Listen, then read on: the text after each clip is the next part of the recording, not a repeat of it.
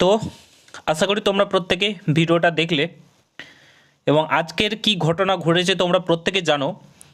নতুন করে বলার কিছু নেই, তাও আমি একটু শর্টে বলে দিই যারা জানে না। আজকে ফুটবলের মহান একজন প্লেয়ার এসেছিলেন মেসি আমাদের কলকাতাতে, এবং প্রত্যেকে সেখানে টিকিট কেটে প্রায় 10,000, 20,000, 15,000-এর টিকিট কেটে তাকে দেখতে গেছিলো। কিন্তু সেখানে মানুষজন তাকে দেখতে পায়নি, কারণ আমাদের রাজ্যের যে মন্ত্রীগুলো রয়েছে এবং যারা তাকে এনেছিল তারা তাকে ঘিরেছিল, এবং মানে পুরো ঘিরেছিল, কেউ তাকে দেখতে পায়নি। যারা টিভিতে দেখেছে তারাই একমাত্র দেখেছে। সেখানে যারা উপস্থিত ছিল টিকিট কেটে এক পলক দেখবে বলে, ইমোশন, অনেকেরই ফুটবল ইমোশন, তাকে দেখার একটা বিশাল একটা ব্যাপার, তো দেখতে পাইনি, ঠিক আছে। তারপরে বিশৃঙ্খলা সৃষ্টি হয়, মানুষ সব ক্ষুব্ধ হয়ে যায়, সমস্ত কিছু ভাঙচুর করে এবং পুলিশ প্রশাসন কিন্তু থামাতে পারেনি। আজকের এই ভিডিওটা মেনলি করা, তোমরা অনেকেই দেখেছো থাম্বনেলে, ডব্লিউবিবি কনস্টেবলের নতুন ভ্যাকেন্সি 2026 টাইটেলে দিয়েছি ঠিকই, তবে ভিডিওটা করা এই কারণে, মানে ভেতর থেকে কথাগুলো বলা। প্রথমত, রাজ্যে প্রচুর ফোর্সের দরকার হয়েছে। এই যে বিশৃঙ্খলার সৃষ্টি হয়েছে, শুধুমাত্র একটা বলে না, আমরা অনেক দেখেছি। মুর্শিদাবাদের একটা ঘটনা ঘটেছিল, আমরা প্রত্যেকে জানি, ওয়াকফ আইন নিয়ে একটা ঝামেলা হয়েছিল হিন্দু মুসলিমের মধ্যে। হিন্দুদের উপর অনেক অত্যাচার হয়, বাড়িঘর পুড়িয়ে দেওয়া হয়। তারপর সেন্ট্রাল ফোর্স নামানো হয়, ঠিক আছে। ওটা রাজনৈতিক ব্যাপার আমি বলছি না, সেন্ট্রাল ফোর্স নামাতে হয়, রাজ্য পুলিশের দ্বারা কোনো কিছু হয়নি। বিভিন্ন জায়গায় ঝামেলা যখনই হয় তখন সেন্ট্রাল ফোর্স নামাতে হয়, রাজ্য পুলিশের দ্বারা কোনো কিছুই হয় না। কেন হয় না? কারণ রাজ্যে প্রচুর ফোর্সের দরকার, প্রচুর। বর্তমান অবস্থাতে দাঁড়িয়ে রাজ্যে এত ফোর্সের দরকার, সিভিকগুলোকে যতদিন না হটাবে, সিভিকগুলো যেগুলো রয়েছে তাদেরকে সরিয়ে, সিভিকদের কনস্টেবল করে দিক, তাদেরকে বেতন বাড়িয়ে কনস্টেবল করে দিক, কিংবা তাদেরকে পুরোপুরি সরিয়ে দেওয়া হোক, কিংবা তাদেরকে যে কোনো কাজে ইউজ করা হোক। ওই যে 1,40,000 কিংবা 30,000 সিভিক রয়েছে, তার বদলে পুলিশের দরকার, পুলিশ ফোর্সের দরকার।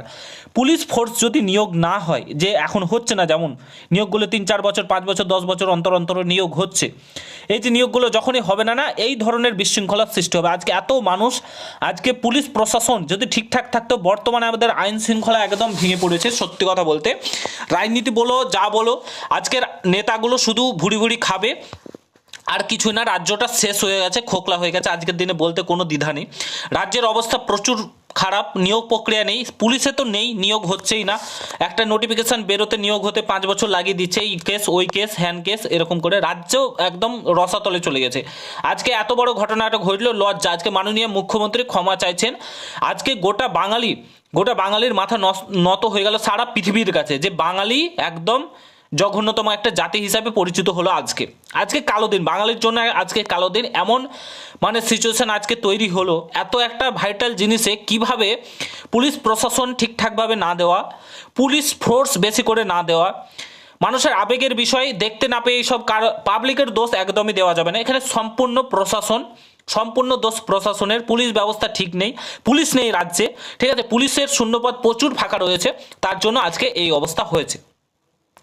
রাজ্য সরকার, পুলিশ মন্ত্রী তথা মাননীয় মুখ্যমন্ত্রী যদি রাজ্য পুলিশ নিয়োগ না করে, তো এরকম আরও ধরনের ঘটনা ঘটবে, মানুষ নিহত হবে, মানুষ আহত হবে, এবং এই ধরনের মানে রাজ্যের মধ্যে কোনো আইন শৃঙ্খলা বলে কিছু থাকবে না।